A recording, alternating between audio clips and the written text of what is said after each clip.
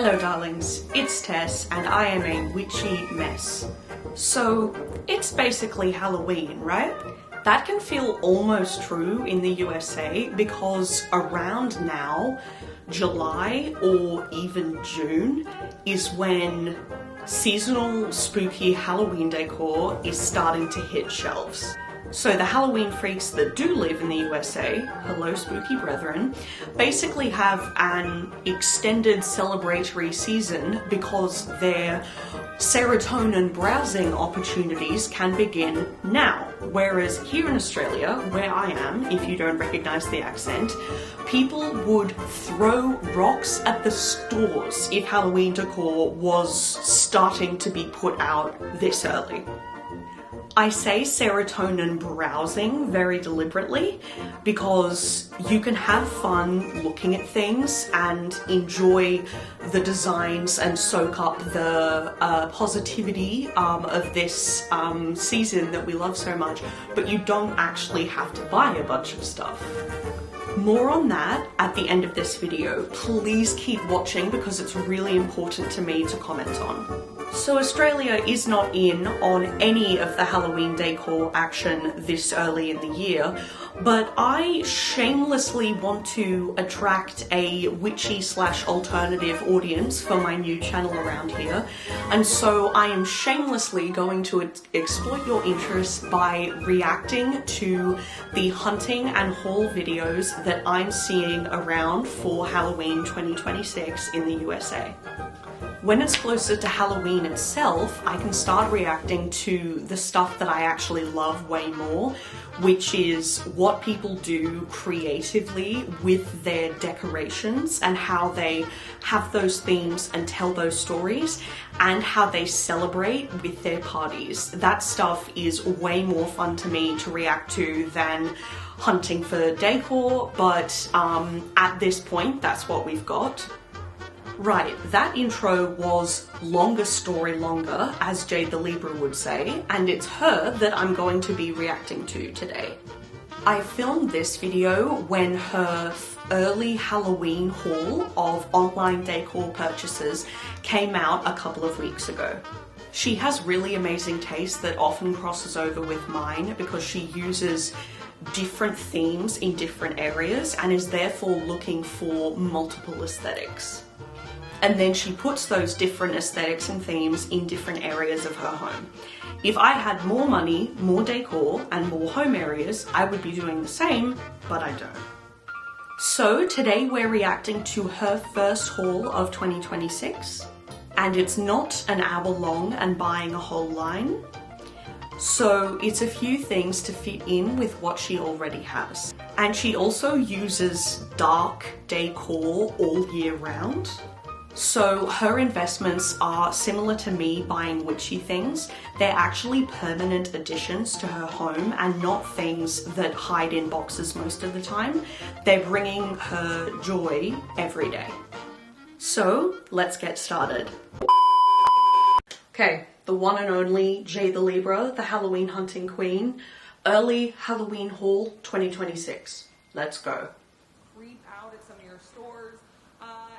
I'm still obsessed with the halfway to Halloween mantle in the background, by the way.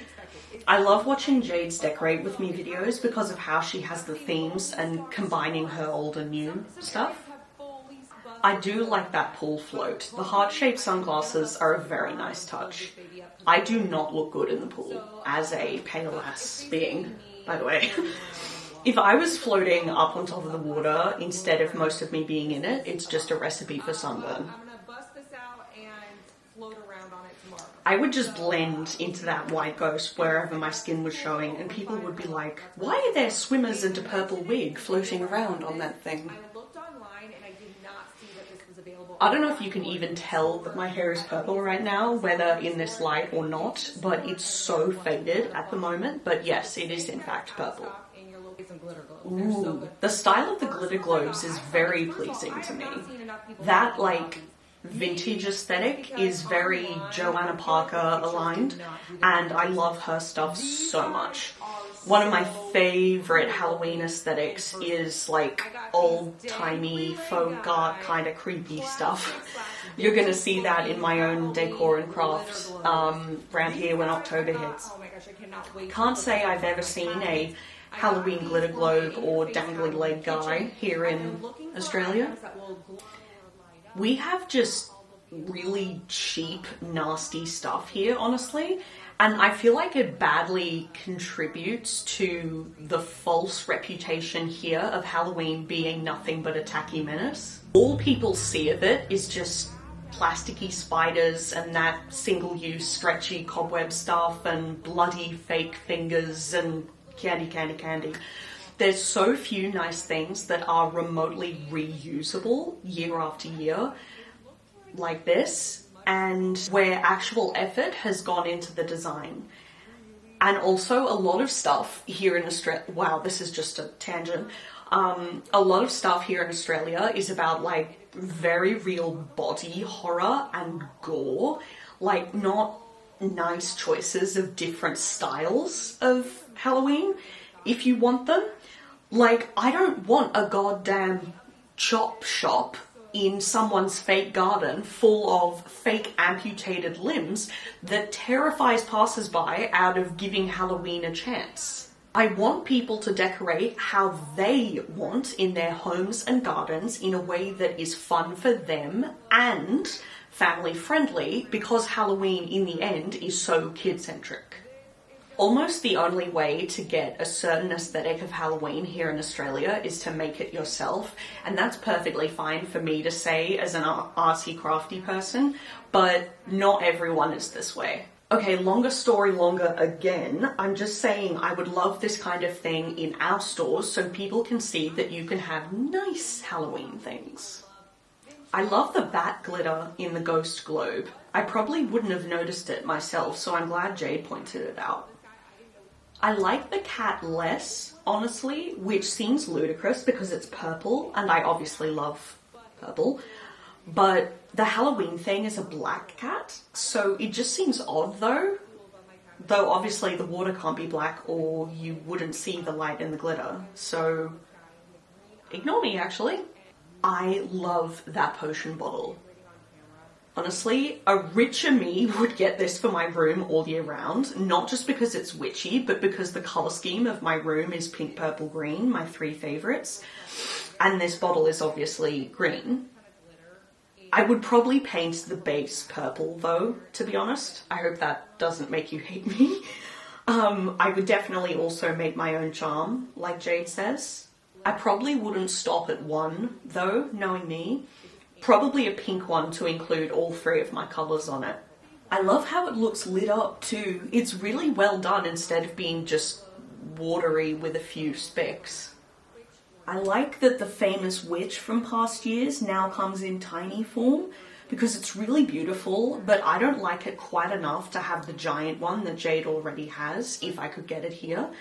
I also like tiny things in general, and my current magical display is a witchy doll's house, so if I got this Cracker Barrel witch, I would definitely paint her to my colour scheme, chop the ribbon off, the string off, and put her in one of my rooms. I like the little house one less, just because it has the traditional Halloween colour of black, but then the non-Halloween colours of blue and green in the lights, and so it just kind of gives me cognitive dissonance, honestly. It should light up either orange or white, in my opinion.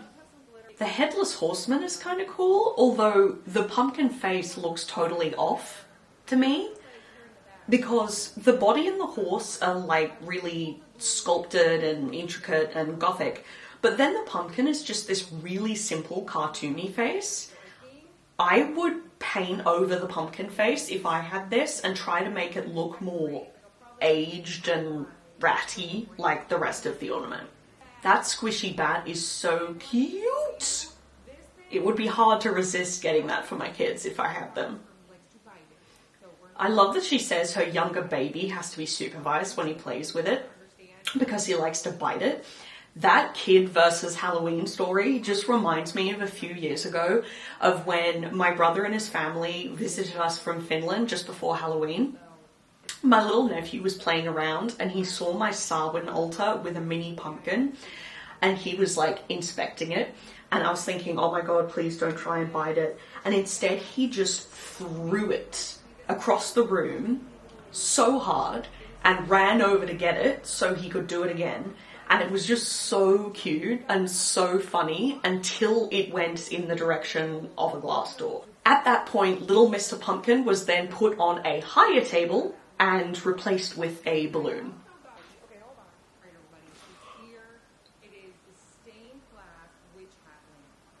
Oh my god, that lamp. Let me show you why I need this lamp.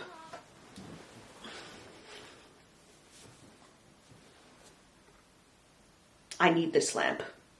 It's probably for the best that Cracker Barrel is strictly an American thing, because if it existed here, I would sell feet pics for that. Okay, no, not really.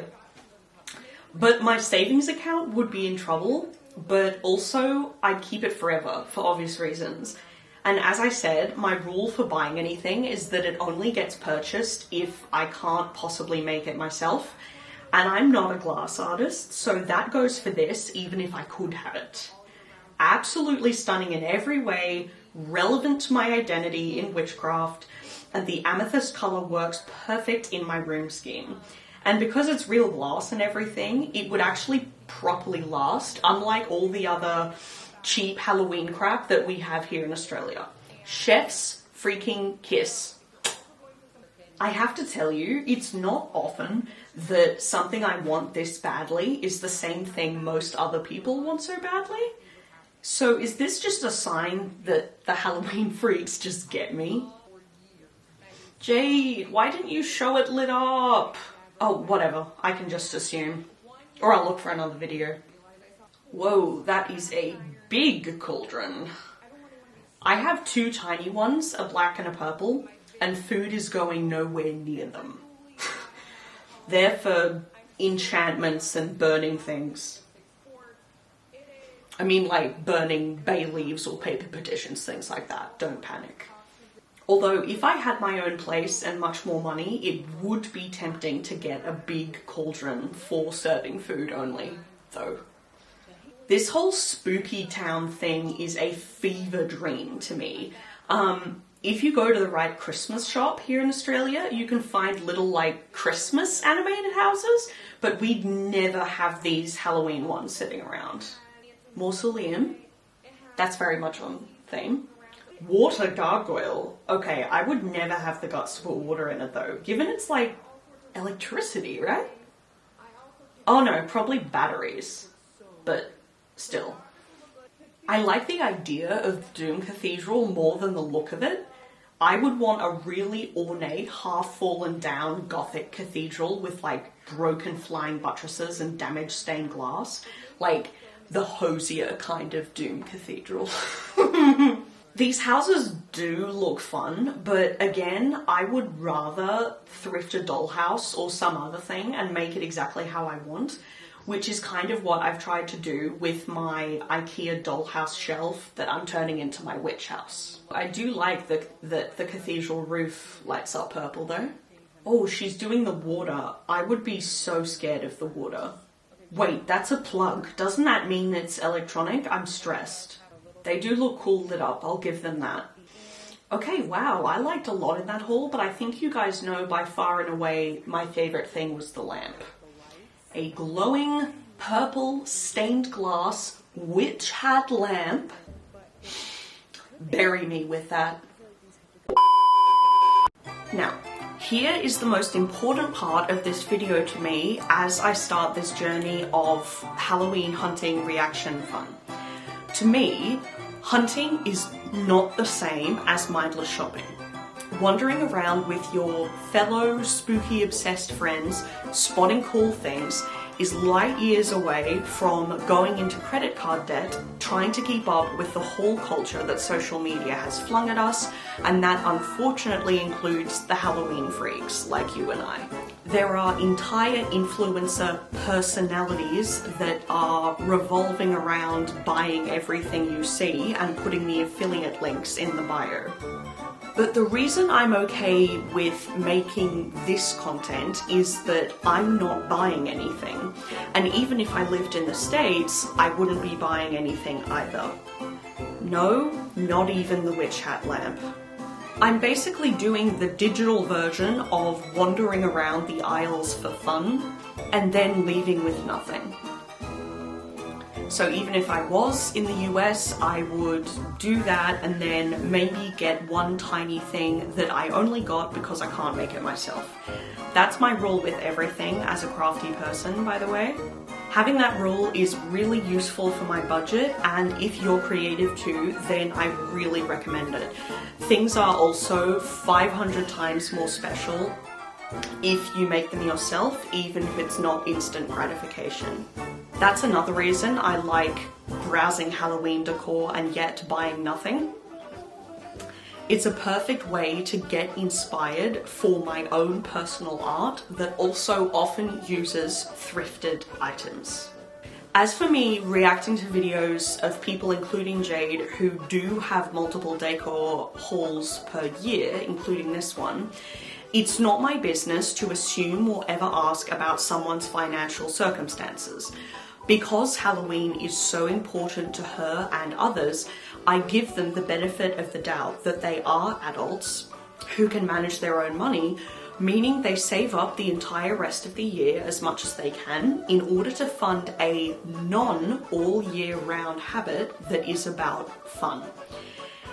If I ever found out that someone in the Halloween content creator space that I watched was in fact in debt from their decor hauls, I wouldn't watch them anymore because that's just depressing. So basically, I am window shopping via YouTube using the videos of people whose choices I am choosing to respect until shown otherwise. Because if I assumed that people spending money on anything fun ever was sending themselves broke, I would just be depressed all day, every day.